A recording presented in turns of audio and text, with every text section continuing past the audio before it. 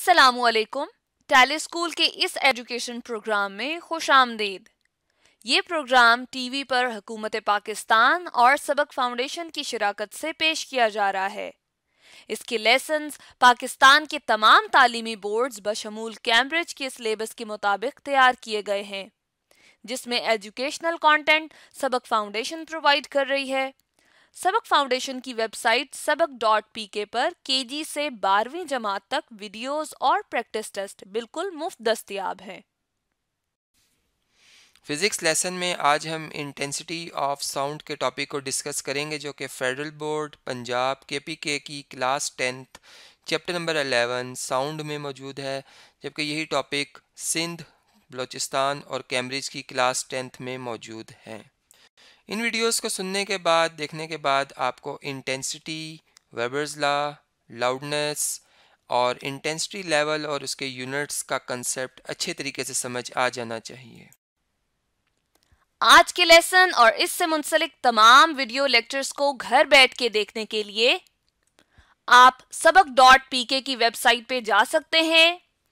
और वहां free video lectures के साथ साथ प्रैक्टिस टेस्ट भी मौजूद हैं, जिन्हें देखकर आप अपने कॉन्सेप्ट्स को पुख्ता कर सकते हैं और इम्तिहानात में ट्यूशन लिए बगैर शानदार नंबर हासिल कर सकते हैं। ये सब कुछ sabak.pk की वेबसाइट पर बिल्कुल मुफ्त दस्तयाब है। स्टूडेंट्स, आज हम बात करेंगे sound intensity and sound level की। अब साउंड इंटेंसिटी बेसिकली क्या है, हम बात करेंगे साउंड को इन टर्म्स ऑफ एनर्जी, यानी डिस्टरबेंस है, ये हमारे पास एक सोर्स ऑफ साउंड है, यानी हमारे पास क्या है जी, सोर्स ऑफ साउंड, यानी जिसमें से साउंड प्रोड्यूस हो रही है। अब साउंड ट्रेवल कैसे करेगी, आप जानते हैं कि साउंड बेसिकली साउंड के लिए मीडियम रिक्वायर्ड होता है। जैसे अगर आप देखें तो इस सोर्स ऑफ साउंड के सराउंडिंग में आपके पास एयर मॉलिक्यूल्स प्रेजेंट है, जो कि एक मॉलिक्यूल के अंदर पैदा की गई डिस्टरबेंस को नेक्स्ट मॉलिक्यूल पे एंड देन वो नेक्स्ट को एंड देन वो नेक्स्ट को। अब अगर आप देखें तो जो डिस्टरबेंस है इस सोर्स ऑफ साउंड से, चूंकि वाइब्रेट करेगा, जिसकी वजह से ये वाइब्रेशन का इफेक्ट इन पार्टिकल्स के ऊपर भी आएगा। अब चूंकि अगर आप यहाँ पे देखें तो हम इस पार्टिकल का जो इफेक्ट है वो 2 डायमेंशन ले रहे हैं, यानी अगर आप इसकी लेंथ और एक हाइट इस जगह की, लेकिन प्रैक्टिकली तो आप देखते हैं कि वो 3 डायमेंशनल होता है। जैसे अगर आप एक रूम का कोना देखते हैं, हाइट होती है, एक्स एक्सिस है उसका और ये वाई एक्सिस है, ठीक है। तो अब इस सेंस में अगर आप देखें तो इस सेंस में जब वो डिस्टरबेंस ट्रैवल करेगी तो वो लेट सपोज इक्वली, यानी एक इस तरह से इन पार्टिकल को उसने डिस्टर्ब किया, यानी वो वाइब्रेशन इन पार्टिकल्स तक पहुंची, फिर वो इन पार्टिकल्स, अगर आप देखें तो इन पार्टिकल्स तक पहुंची वो डिस्टरबेंस एंड देन वो नेक्स्ट पार्टिकल्स तक। चूंकि अगर आप यहाँ पे देखें तो ये तमाम छोटे छोटे पार्टिकल्स हैं, ये अगर आप देखें तो ये अपनी जो अंदर पैदा की गई डिस्टरबेंस को ट्रांसफर करें। फर्ज करें जो एनर्जी थी, यानी इसके पास एनर्जी थी वो 10 जूल है, वो क्या है 10 जूल ओवरऑल एनर्जी। तो अब ये एनर्जी इक्वली तमाम पार्टिकल्स पर जो है वो लगाई जाएगी, तमाम पार्टिकल्स पे इक्वली एनर्जी लगेगी और वो तमाम अगले पार्टिकल्स को डिस्टर्ब करेंगे। अब फर्ज करें अगर टोटल इसमें सेगमेंट की इस सर्कुलर एक्चुअली सर्कुलर फॉर्म में नहीं होंगी वेव यहाँ पे, लेकिन जस्ट मैं यहाँ पे अंडरस्टैंडिंग के लिए हम सपोज कर रहे हैं कि अगर वो डिस्टर्बेंस सर्कुलर फॉर्म में इक्वली यूनिफॉर्म है तमाम पार्टिकल्स के ऊपर, तो अगर इसके टोटल के ऊपर अगर यहाँ पे 10 जूल है तो इसका मतलब इस रिंग के ऊपर भी कितनी होगी 10 जूल। अब अगर इसको हाफ में डिवाइड कर लें तो मीन के 5 जूल हो गई। अब अगर आप एक यूनिट एरिया ले लें, फर्ज करें आपने यहाँ पे एक यूनिट एरिया ले लिया, अब इस 10 जूल में से जितनी एनर्जी इस यूनिट एरिया पे पर सेकंड के लिहाज से गुजरेगी या ट्रेवल करेगी, that is called sound intensity. यानी सिंपली हम क्या कहते हैं जी कि अगर आपके पास एक यूनिट एरिया हो जो कि साउंड वेव की परपेंडिकुलरली हमने उसको रखा हुआ है, तो उसमें से जितनी वेव, यानी ये कितना एरिया है यूनिट एरिया यानी मीटर स्क्वायर, ठीक है, यूनिट एरिया मीन के 1 मीटर स्क्वायर, ये 1 मीटर स्क्वायर एरिया जो है इसमें से जितनी साउंड वेव मीन की जो डिस्टरबेंस है वो पर यूनिट एरिया पर सेकंड के लिहाज से गुजरेगी, that is called sound intensity. ठीक है, इसका मतलब ये हुआ कि साउंड इंटेंसिटी को हम डिफाइन कर सकते हैं in terms of relation. Sound intensity हमारे पास आ गई है जी, अगर आप यहां पे देखें तो ये है जी एनर्जी, यानी साउंड इज एनर्जी, डिस्टरबेंस जो है वो एक एनर्जी है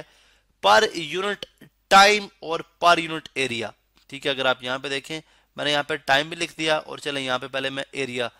पर यूनिट एरिया से और पर यूनिट सेकंड के अंदर जितनी एनर्जी वहां से ट्रांसफर करेगी वो साउंड इंटेंसिटी है। अगर यहाँ पे साउंड इंटेंसिटी की आप यूनिट की बात करते हैं तो क्या हो जाएगा, E for energy and T for time, ठीक है, एंड ए फॉर एरिया। अब एनर्जी पर यूनिट टाइम आप जानते हैं, आपने स्टडी कर रखा है, एक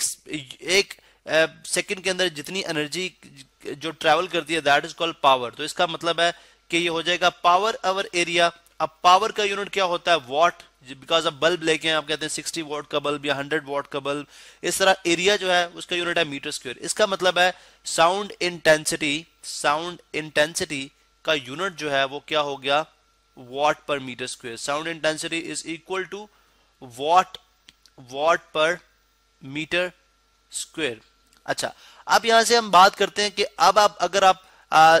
जब आप इंटेंसिटी की बात करते हैं तो हम देखते हैं कि इंटेंसिटी क्या ये हियरिंग डिवाइस पे डिपेंडेंट है, यानी सेंसिटिविटी ऑफ हियरिंग डिवाइस पे। सेंसिटिविटी, जिस तरह के लाउडनेस में हमने बात की थी, सेंसिटिविटी यानी इन सिंपल वर्ड्स हम ये कर सकते हैं कि एक बूढ़े शख्स के कान के नजदीक जाके आप चीख मारेंगे तो उसको कम आवाज सुनाई देगी, ठीक है ना, ओल्ड मैन, ठीक है, एन ओल्ड मैन। इसके मुकाबले में अगर आप एक यंग शख्स के जिसके कान बिल्कुल ठीक हैं उसके पास जाके अगर आप, यानी बहुत सेंसिटिव हैं, ठीक है, उसके कान के पास जाके जब आप चीख मारेंगे तो उसको बहुत ज्यादा लाउड साउंड सुनाई देगी। लेकिन जो साउंड इंटेंसिटी है वो आपकी सेंसिटिविटी ऑफ हियरिंग डिवाइस पे डिपेंडेंट नहीं करती, जैसे आपके ईयर्स हैं, ठीक है,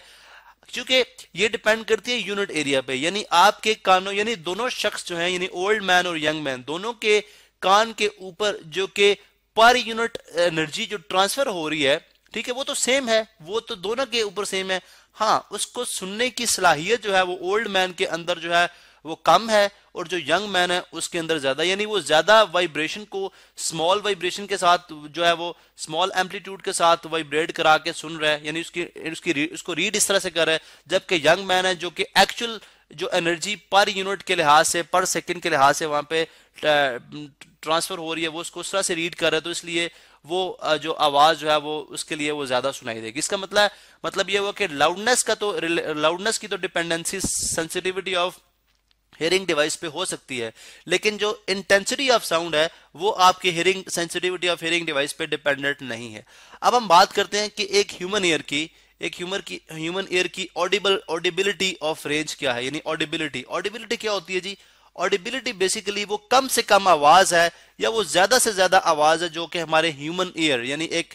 जो इंसानी कान है वो सुन सकते हैं, सुनने की सलाहियत रखते हैं, ठीक है। वो जो कम से कम आवाज है या वो जो ज्यादा से ज्यादा आवाज है विदाउट पेन, यानी विदाउट टेकिंग पेन, बगैर पेन लिए जो आप ज्यादा से ज्यादा आवाज सुन सकते हैं, वो 10 रेज़ टू पावर कितनी है, या सिंपली हम कह सकते हैं 1 वॉट पर मीटर स्क्वायर है। ये मैक्सिमम आपकी इंटेंसिटी है, ठीक है, यानी आई मैक्स मैं कह देता हूं, आई मैक्स, ठीक है, ये मैक्सिमम है। अब जब मैं मिनिमम की बात करूंगा जिसको हम थ्रेशोल्ड इंटेंसिटी भी कहते हैं, ठीक है, जिसको हम आई नॉट से मेजर करते हैं, दैट इज वेरी स्मॉल, ठीक है, वो जो है बहुत स्मॉल है, जिसकी जो रेंज है वो है 10 raise to power -12 what per metre square. ये कम से कम आवाज है जिसको हम थ्रेशोल्ड इंटेंसिटी भी कहते हैं, इससे ज्यादा कम आवाज जो है थ्रेशोल्ड इंटेंसिटी, इससे कम आवाज हम जो है वो नहीं, इंसानी कान से हम इतनी आवाज नहीं सुन सकते, इससे कम आवाज। अब ये अगर आप देखें तो ये somewhat related with the molecule of the size, यानी एक जो मॉलिक्यूल्स होते हैं, ठीक है, उनके साइज जितनी, यानी अगर वाइब्रेशन होती है, ठीक है, यानी आपको पता जो आपकी साउंड वेव है वो कंप्रेशनल वेव्स हैं, यानी वो वाइब्रेट करती हैं अपने पॉइंट के ऊपर, तो इस तरह ये वाइब्रेशन ट्रांसफर होती है next particle to next particle में। तो जो अगर एक मॉलिक्यूल के साइज जितनी भी अगर वाइब्रेशन होती है तो उसको भी आपका ह्यूमन ईयर सुन सकता है। और अगर 1 वॉट पर मीटर स्क्वायर, यानी अगर आप 10 रेज़ टू पावर -12 को एक नंबर की फॉर्म में लिखते हैं, 10 raise to power -12 is equal to 0.1 2 3 4 5 6 7 8 9 10 11, और मैंने यहाँ पे यानी इतनी एनर्जी जो वॉट पर मीटर स्क्वायर की जो एनर्जी होती है, इतनी डिस्टरबेंस पे भी आपका ह्यूमन एयर रिएक्ट करता है, यानी इतनी कम आवाज भी आपका ह्यूमन एयर सुन सकता है। और 1 वॉट पर मीटर स्क्वायर आवाज वो है जो आप विदाउट पेन ले सुन सकते हैं, लेकिन आप 10 रेज़ टू पावर 2 तक और 10 रेज़ टू पावर 3 तक जो वॉट पर मीटर स्क्वायर की आवाज है, ठीक है, वॉट पर मीटर स्क्वायर इतनी आवाज जो है वो आप सुन सकते हैं, लेकिन that will be very painful, वो बहुत पेनफुल होगा। लेकिन अगर आप ह्यूमन ईयर की ऑडिबिलिटी रेंज देखते हैं तो इनके दरमियान अगर आप डिफरेंस देखें, 10⁻³ कहाँ पे या 2 कहाँ पे, और आपके पास 10⁻12 कहाँ पे, तो बहुत डिफरेंस है, बहुत डिफरेंस है। अब हम इस डिफरेंस को किस तरह से मेजर करेंगे या इसको हम किस तरह से मेजर कर सकते हैं, ठीक है, बहुत डिफरेंट डिवाइसेस की जो इंटेंसिटीज हैं उनको हम किस तरह से मेजर कर सकते हैं, इसके लिए हम नेक्स्ट लेक्चर में इस बात को हम नेक्स्ट लेक्चर में डिस्कस करेंगे।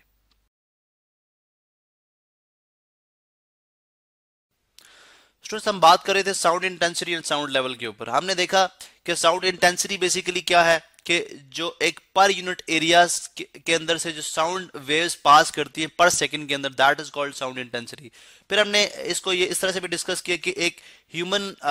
जो ऑडिबिलिटी रेंज है, ठीक है, ऑडिबिलिटी यहाँ पे मैं रेंज भी लिख देता हूँ जी, ऑडिबिलिटी रेंज, ठीक है, वो कितनी है जी, कम से कम आवाज जो एक इंसानी कान सुन सकते हैं वो 10⁻⁻12 वॉट पर मीटर स्क्वायर है, जो अगर आप देखें तो बहुत स्मॉल नंबर है। और जो मैक्सिमम आवाज सुनी जा सकती है 1 वॉट पर मीटर स्क्वायर है विदाउट पेन। और अगर आप विद पेन के साथ सुनना चाह रहे हैं तो यानी अगर आपको थोड़ी बहुत सुनने में प्रॉब्लम हो रही हो या कानों में दर्द हो तो वो 10⁻³ वॉट पर मीटर स्क्वायर है, जैसे आप एक जेट के बिल्कुल करीब खड़े हों। अब एक्सपेरिमेंटली हमने ये बात स्टडी की कि सबसे पहले तो हम ये देखते हैं कि 10⁻⁻12 like is that an absolute number और रिलेटिव नंबर। अब हमने देखा जी इसको तो हमने अस्यूम किया, यानी किस तरह से अस्यूम किया, हमने देखा कि एक मॉलिक्यूल यानी एक मॉलिक्यूल जितनी, अगर एक मॉलिक्यूल का जो साइज है अगर इतनी भी वाइब्रेशन होती है, क्योंकि साउंड वेव आपको पता है एक वाइब्रेशन से यानी एक लॉन्गिट्यूडनल वेव है, यानी सेम डायरेक्शन में मूव करती है जिस डायरेक्शन में वेव हो, ये डिस्टर्बेंस सेम डायरेक्शन में मूव करती है जिस डायरेक्शन में आपकी वेव की डायरेक्शन हो। अब अगर आप देखें तो ये जो डिस्टर्बेंस जो बेसिकली ये एक वाइब्रेटरी मोशन प्रोड्यूस करेगी, अपनी मीन पोजीशन से पार्टिकल इधर जाएगा और इधर आएगा। अब अगर इसमें मूवमेंट एक मॉलिक्यूल के साइज जितनी हो तो वो मूवमेंट जो है वो भी हमारा ह्यूमन ईयर कम से कम ये वो मूवमेंट है जो हमारा ह्यूमन ईयर जो है डिटेक्ट कर सकता है, which is equal to 10⁻12 watt per metre square. और इसीलिए हमने ये नंबर जो कि approximately equal to molecule of एक मॉलिक्यूल के साइज के इक्वल होता है जो नियर बाय हम बात कर रहे हैं। तो अब अगर आप देखें तो ये वो नंबर है जो कि हमारा अस्यूम्ड नंबर है, जिसको हमने थ्रेशोल्ड इंटेंसिटी का नाम दिया, थ्रेशोल्ड इंटेंसिटी ऑफ साउंड। अब इसके कंपैरिजन में हमने बाकी जितने भी हमारे डिवाइसेस हैं उनकी जो इंटेंसिटीज हमने मालूम की है या जितनी फर्दर इंटेंसिटीज हमारे पास मौजूद है, जैसे अगर आपका देखते हैं वैक्यूम क्लीनर, ठीक है, वैक्यूम क्लीनर से जो, बल्कि यहाँ पे मैं स्ट्रेट लिखता हूँ थोड़ा सा राइटिंग स्ट्रेट लाइन में, अगर आप एक वैक्यूम क्लीनर की बात करते हैं तो उसकी अगर आप इंटेंसिटी की देखते हैं, ठीक है, वो हमारे पास 10⁻⁻5 के इक्वल है, यानी वॉट पर मीटर स्क्वायर के इक्वल है, ठीक है। इसी तरह डिफरेंट डिवाइसेस हैं आपके, ठीक है। अगर आप देखते हैं विस्पर, ठीक है, यानी सरगोशी जो होती है उसकी अगर आप इंटेंसिटी की बात करते हैं that is equal to 10⁻⁹ watt per metre square. अब अगर आप देखें तो ये तमाम जो है वो हमने 10 की फॉर्म में यानी 10 की बेस में हमने इनको लिखा हुआ है। तो जब हमने चीजों को एक्सपेरिमेंटली देखा तो एक्सपेरिमेंटली ये एक बेसिकली हमारे पास एक जो फिजिस्ट हैं जिनका नाम है जी वेबर, यहाँ पे मैं लिख देता हूँ वेबर फेक्नर, इन्होंने बेसिकली एक लॉ दिया था और वो लॉ, उस लॉ के मुताबिक एक्सपेरिमेंटली ये लॉ प्रूफ हुआ था, जिसके अंदर उन्होंने बात की थी कि जो लाउडनेस है उसका रिलेशन है आपकी लॉग ऑफ इंटेंसिटी के साथ। यानी जब आप इंटेंसिटी को इंक्रीज करोगे, ठीक है, इंटेंसिटी को इंक्रीज करोगे by taking log with base 10 के साथ क्यों ले रहे हैं, क्योंकि अगर आप देखें तो हमने जो हमारी अस्यूम्ड इंटेंसिटी है साउंड इंटेंसिटी वो भी 10⁻⁵ में लिखी हुई है। अगर आप मैं यहाँ पे ऊपर आपको शो करूं तो तमाम की तमाम जो इंटेंसिटीज है हमने 10 की पावर में लिखी हुई है, ठीक है। तो अब ये बड़ा स्मॉल नंबर है। अब लॉगरिथम की एक एप्लीकेशन ये भी है कि वो स्मॉल नंबर्स को बहुत आसानी के साथ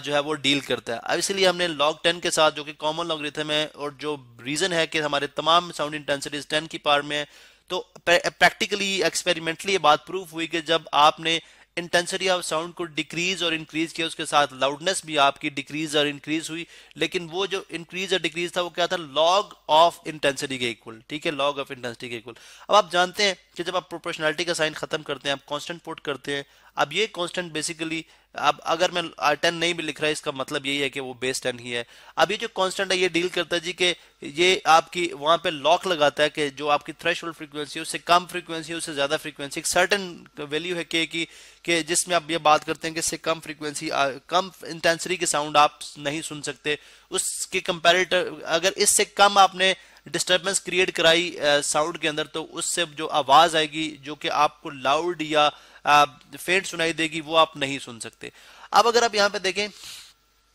तो ये तो एक जनरल बात है, यानी हमने लाउडनेस को मेजर करना है। लाउडनेस को हम कैसे मेजर कर सकते हैं? लाउडनेस को मेजर करने के लिए हम ये बात करते हैं जी, फर्ज करें हमने एक ऐसा डिवाइस जो कि हमारे पास साउंड, ये यानी इसको, इस रिलेशन को आप बोल दें जी रिलेशन ए, यानी इसको एक नेम दे दिया। अब हम सपोज करते हैं कि फर्ज करें, हम अस्यूम करते हैं कि एक ऐसा डिवाइस जो कि थ्रेशोल्ड फ्रीक्वेंसी जितनी इंटेंसिटी, थ्रेशोल्ड इंटेंसिटी प्रोड्यूस कराता है, ठीक है। यानी एक ऐसा डिवाइस है जो कि जिसकी लाउडनेस, अगर मैं अस्यूम कर लूं कि जिसकी लाउडनेस, यानी मैं थ्रेशोल्ड की बात कर रहा हूं, ठीक है। थ्रेशोल्ड इंटेंसिटी आपको पता है वो कितनी है, 10⁻⁻⁴। अब एक डिवाइस है जो इतनी इंटेंसिटी की वेव प्रोड्यूस करता है, साउंड वेव, ठीक है। तो वो जो लाउडनेस प्रोड्यूस करती है वो एल नॉट है। अब डेफिनेटली वो प्रोपोर्शनल हो जाएगी आपकी लॉग किसके, आई नॉट के, उससे जो इंटेंसिटी प्रोड्यूस होगी वो भी आई नॉट होगी। अब आप एक और डिवाइस है आपके पास जो कि इंटेंसिटी जो कि अननोन है, लाइक अननोन डिवाइस, ठीक है, फॉर अननोन डिवाइस। अब थोड़ा सा कॉम्प्लिकेटेड सा कॉन्सेप्ट है लेकिन आपको अंडरस्टैंड करना है, जिसकी इंटेंसिटी है एल, ठीक है, और डेफिनेटली वो इंटेंसिटी उसकी जो, जिसकी लाउडनेस एल है और वो इंटेंसिटी आई प्रोड्यूस करा रहा है, आई इंटेंसिटी के साथ उसकी लाउडनेस एल है। अब आप देखते हैं कि अगर हम अस्यूम करते हैं कि ये जो अननोन डिवाइस है, ये जो अननोन डिवाइस है, ठीक है, इसका डिफरेंस अगर आप लेते हैं, this is equation number 1 and this is equation number 2, अगर आप 2 - 1 करते हैं, इक्वेशन 2 - इक्वेशन 1, तो हमारे पास जो रिलेशन बनता है, अगर आप यहां पे देखें तो यहां पे मैं आपको शो कर देता हूं, जो रिलेशन बनेगा वो बनेगा जी L - L naught is equal to, अब कांस्टेंट भी यहाँ पर अगर आपने कांस्टेंट नहीं डाला तो आप यहाँ पे डायरेक्टली लिख सकते हैं कि कांस्टेंट के होगा इनके साथ डेफिनेटली, या लाइक इज प्रोपोर्शनल टू की बात कर लेते हैं, is proportional to log I minus log I naught, ठीक है। अब अगर प्रोपोर्शनलिटी खत्म करते हैं definitely L - L naught is equal to K, ठीक है, यह आ जाएगा log I minus log I naught. अब आपको पता है कि अगर लॉग में दो नंबर सब्ट्रैक्ट हो रहे हो, ठीक है, लॉग में दो नंबर सब्ट्रैक्ट हो रहे हो, तो ये जो लॉग जिस जो शेप इख्तियार करेगा वो बन जाएगा जी log I our I not, यानी वो जो है दोनों के क्वोशंट के बराबर आ जाता है। अब अगर आप देखें तो L - L नॉट को हमने बोला जी this is called sound level, और इंटेंसिटी लेवल भी बोलते हैं, this is called sound level.